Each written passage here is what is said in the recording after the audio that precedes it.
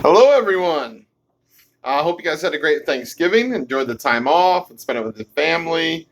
Hopefully, you're all safe, feeling well. I know that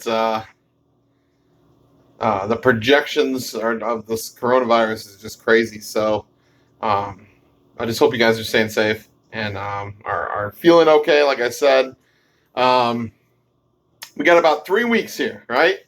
We got a 3 week block until it's Christmas time. Um, I wrapped some presents today, feeling quite festive and excited. But we got 3 weeks to get through, and we have a lot of stuff to learn. So we are going to talk about slope-intercept form. Now, before, like last week, we talked a little bit about slope. The week before that, we talked about y-intercepts last week. We're going to bring those two things together in something that's called slope-intercept form. Slope-intercept form is a way that lines are written, and they look like this. Y equals mx plus b. If an equation is written like that, we call that slope-intercept form. And the reason we call it slope-intercept form is because the number that's in front of the x, we call that the coefficient, is going to tell you the slope of the line. How much does it rise? How much does it run? It's going to just tell you it. You don't have to do anything, which is awesome for us. Likewise, this B over here, the B stands for the Y-intercept.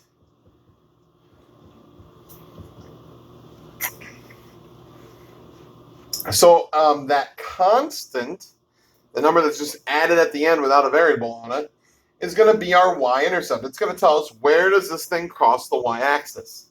And those are going to be our two most important points forever when we're talking about anything linear. Because as long as I know the slope and on the y-intercept, I can write an equation of a line in slope-intercept form.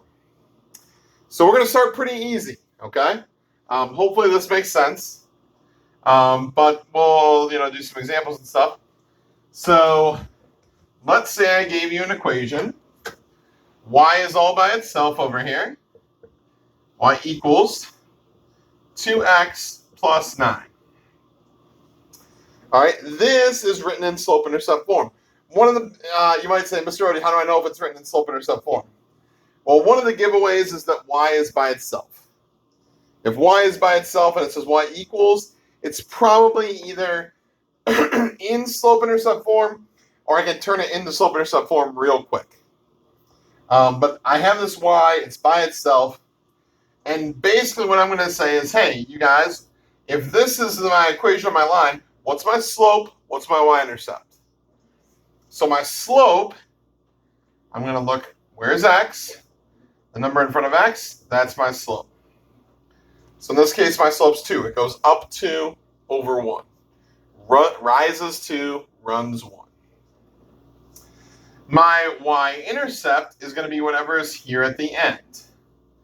So that is going to be my y-intercept. So this line crosses the y-axis at 9. And that's pretty much what we're going to do today. I'm going to give you the equation. It's going to be in slope-intercept form. You're going to tell me the slope of that line. You're going to tell me the y-intercept of that line. Now, there are some tricky ones, so I want to definitely talk about them.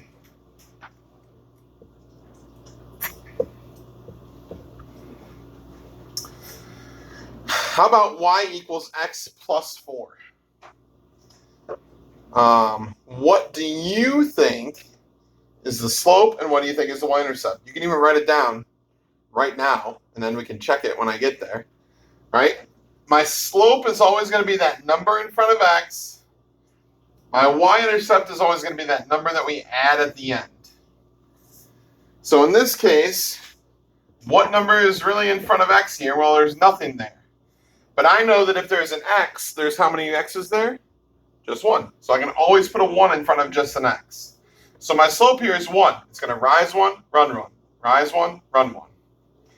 My y-intercept, in this case, we have plus 4. So my y-intercept is going to cross the y-axis at 4, the 0.04. And there's my slope, there's my y-intercept. What about What about y equals 2/3 x minus 16? Well, again, if I want to identify the slope and the y-intercept, the slope, the rise and the run, is always going to be the one that's in front of x, the coefficient of x. So in this case, I look at the front of x, and I have 2/3, positive 2/3. So my slope is 2/3. It's going to rise 2 and run 3. Rise 2, run 3. What about my y-intercept here? Well, this one's a little bit trickier because, as you can see here, we have a minus 16. Now remember, slope-intercept form says plus b. So either you can just think of it as, hey, this is minus 16, so it's got to be negative 16. Or you can literally add the opposite and see that it's just plus negative 16.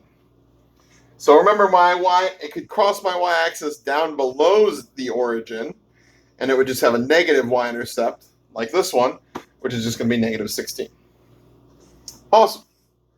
How about y equals 7x?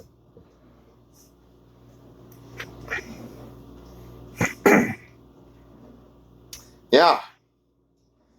Interesting. All right, well, my slope is always that number in front of x.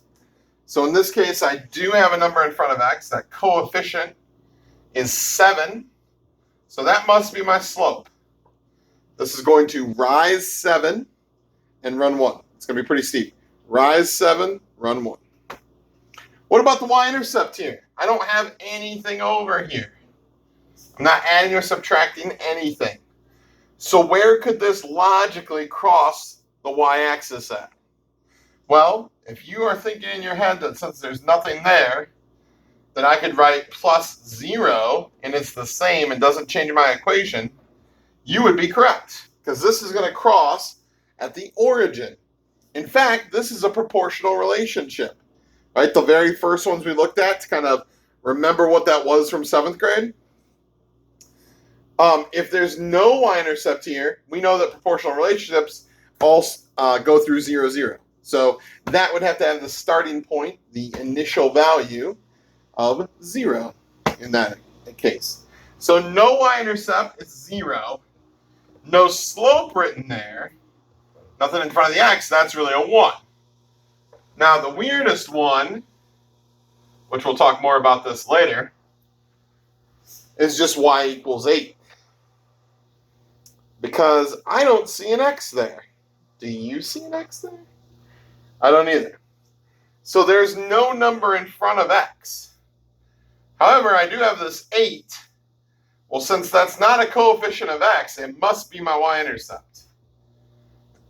So what in the world would my slope be here? Well, if you remember before Thanksgiving, I told you there's 2 things that act weird. And they're my vertical line and my horizontal line. This one is one of those. Because what could my slope have been? Remember, it's y equals mx plus b. So something times x got rid of it. Well, the only thing I know that does that is if my slope is 0. And if my slope's 0, which one of those lines is it? Which one? Which one? Good. Horizontal line. The flat road. The one that you want to drive on, right? It's nice and flat. That would be this equation. Y equals just a number. Anytime you see y equals a number, it's going to be that that horizontal line with a slope of 0. If you want the slope that's undefined, that one's even weirder because it's not even slope-intercept form, really. That one's just going to show you x equals a number. That's going to be a vertical line over where x is 17. Now, that one's even weird because it doesn't have a y-intercept, right? We talked about that last week. And if you look, it's not really in slope-intercept form, so that kind of makes sense. So pretty much all the other ones are, they're a little tricky, but pretty straightforward. Now, remember, most important thing, The only way you can tell me these things is because it's written in slope-intercept form. So then when I say, hey guys, 2x plus 3y equals 11, you can't say that my slope is 2 and my y-intercept's 11 because that's not true, right? I know that 2 is in front of x, but this is not written the same way that this is. It's only your slope and your y-intercept if it's written in this way, okay? So I got some problems for you where you're going to just identify slope and y-intercept. Maybe one where you're going to, I'll give you the slope and the y-intercept, you write them as the equation. We're going to write a lot of these equations. So this is something you want to get really familiar with, okay? All right, glad to be back. 3 weeks. We can make it 3 weeks. Let's be strong. Slope-intercept form, coming at you.